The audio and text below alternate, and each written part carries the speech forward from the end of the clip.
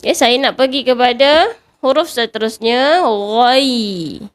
Ya mati selepas huruf Y ni kita sebut huruf ya apa?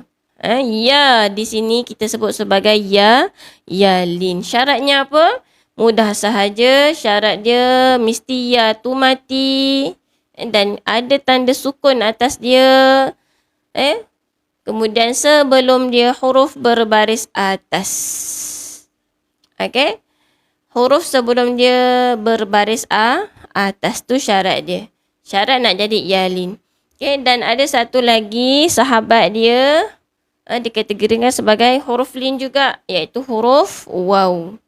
Huruf waw. Syarat dia sama, iaitu waw tu mesti mati, sukun atas dia jelas dan sebelum dia huruf berbaris atas. Okay. So, waw dan ya.